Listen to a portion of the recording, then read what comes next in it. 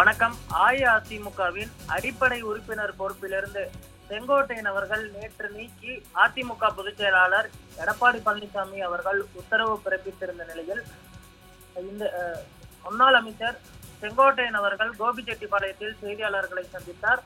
அதிமுக வலிமையாக இருக்க வேண்டும் என்பதே எனது நோக்கமாக இருக்கிறது என்று தெரிவித்திருக்கிறார். அதிமுகவிலிருந்து என்னை நீக்கியது வேதனை அளிக்கிறது. அதிமுகவை ஒருங்கிணைக்க வேண்டும் என்பதற்காகவே தேவர் ஜெயந்தி நிகழ்வில் OPS மற்றும் டிடிவி தினகரன் உள்ளிட்ட இருவரையும் சந்தித்தேன். சர்வாதிகார போக்கில் யாரை வேண்டுமானாலும் நீக்கலாம் என்று இருக்கிறார் எடப்பாடி பழனிசாமி. அவர் தற்பொழுது தற்காலிக பொதுச் செயலாளர் மட்டுமே, நிரந்தர பொதுச் செயலாளர் கிடையாது. என்னுடைய வழக்கறிஞர்களுடன் ஆலோசனை மேற்கொண்டு சட்ட ரீதியாக வழக்கு தொடர்வேன் என்றும் அவர் தெரிவித்திருக்கிறார். தேவர் திருமகனாருக்கு மரியாதை செலுத்தியதால் கட்சியில் இருந்து நீக்கப்பட்டுள்ளேன் என்றும் தெரிவித்திருக்கிறார். இலவங்கோடு இடைத்தேர்தலில் அதிமுக வெறும் 5267 வாக்குகளை மட்டுமே பெற்றது. 2024 தேர்தலில் அதிமுக படுதோல்வி அடைந்தது. 10 தொகுதிகளில் 3வது இடத்திற்கு சென்றது குறிப்பிடத்தக்கது. அதிமுகவின் பொறுப்பை பழனிசாமி அவர்கள் கையில் எடுத்ததற்கு பிறகு தொடர்ந்து சந்தித்து வந்த 2016, 19, 24, 21 எல்லா தேர்தல்களிலுமே பார்த்தோம்னால் அதிமுக படுதோல்விகளை சந்தித்திருக்கிறது. இதற்காகத்தான் நான் அதிமுகவை சேர்ந்த அனைவரும் ஒருங்கிணைக்க வேண்டும் என்று தொடர்ந்து வலியுறுத்தி வந்தேன். நான் கெடு விதிக்கவில்லை. அனைவரும் உட்கார்ந்து பேசி ஒன்றாக இணைய வேண்டும் என்றுதான் வலியுறுத்தினேன்.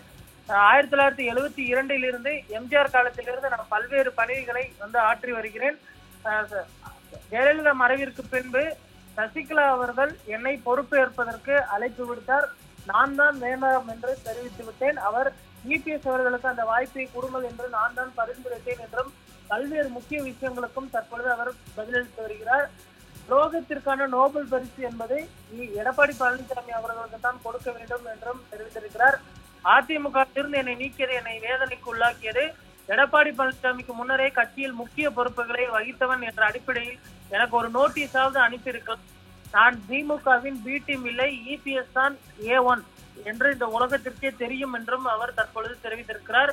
பொதுச் செயலாளராக பதவியேற்ற பின் ஒரு முறை கூட வெற்றி பெறாதவர் தான் பழனிசாமி அவர்கள். கட்சி உடைந்து விடக்கூடாது என்பதில் தான் உறுதியாக இருந்தேன். ஜெயலலிதாவணியில் என்னை கட்சிக்காக அர்ப்பணித்துக் கொண்டேன் என்றும் தற்பொழுது அவர் வேதனையுடன் பல்வேறு முக்கிய விஷயங்களுக்கும் தெரிவித்திருக்கிறார்.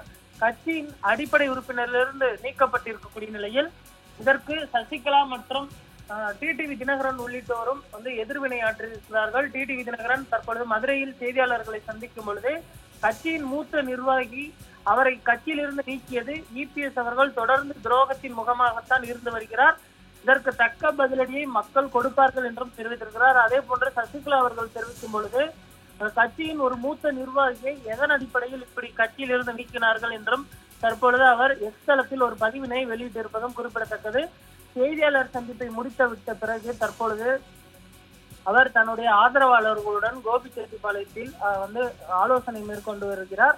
இந்த நிலையில் EPS அவர்களும் செய்தியாளர்களை சந்திப்பதற்கு சேலத்தில் தயாராகி வருகிறார். இன்னும் சற்று நேரத்தில் EPS அவர்கள் தன்னுடைய தரப்பு விளக்கத்தையும் அளிக்க இருப்பது குறிப்பிடத்தக்கது.